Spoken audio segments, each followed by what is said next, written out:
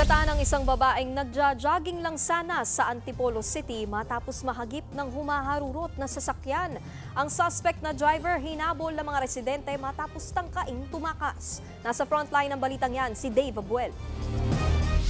Naghahanda sa kanyang morning jog ang babaeng ito sa Daang Bakal Road, Antipolo, Rizal nitong Sabado. Ready na sana siyang tumakbo para sa ehersisyo nang biglang tinumbuksan ng humaharurot na puting sasakyan. Sinubukan pa niya itong iwasan pero nahagip pa rin ang biktima.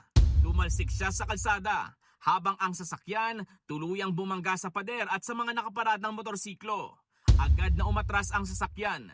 Akma pa siyang pinababa ng isang residente pero sa halip, diretso na siyang tumakas.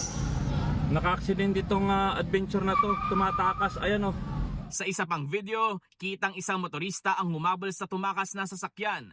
Wala ng interior yan. Kahit sira na ang gulong, tuloy pa rin sa pagtakas ang driver.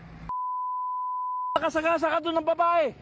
Paghinto nito, agad na kinuha ng motorista ang susi at kinorner ang driver. Ito na yung susay na, tatapo! Punta nyo ba, tumatakbo ko ninyo! Pero bigla namang takbo ng mga kasama nito. Hanggang sa may dumating ng traffic enforcer sa lugar. Kita pa sa video ang sira sa bumper at gulong ng sasakyan. Ina to, kitang-kita ko kung paano niya tinumbok eh. Okay ka lang ma'am, laban lang ha. Dumating kalaunan ang mga rescuer na naghatid sa babae sa ospital. Kuwento sa News 5 ng motoristang humabol sa driver, hindi na siya nagdalawang isip nang makitang nahihirapan ng umandar ng sasakyan.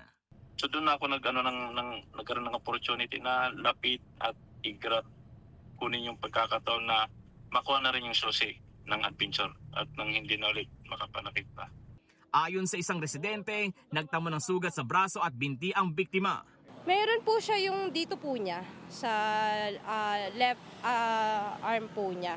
Saka po yung dito po niya sa may leg po niya. Halos namamaga. Namamaga na po yung dito niya. Sinusubukan pa naming makunan ng pahayag ang biktima, pati ang driver ng puting sasakyan. Pero ayon sa Antipolo Police, nauwi na sa aregluhan ang insidente. Nagbabalita mula sa frontline, Dave Abuel, News 5. Mga kapatid, Nikki de Guzman po. Para sa mga impormasyong dapat ninyong malaman, mag-follow at mag-subscribe na sa social media pages ng News 5.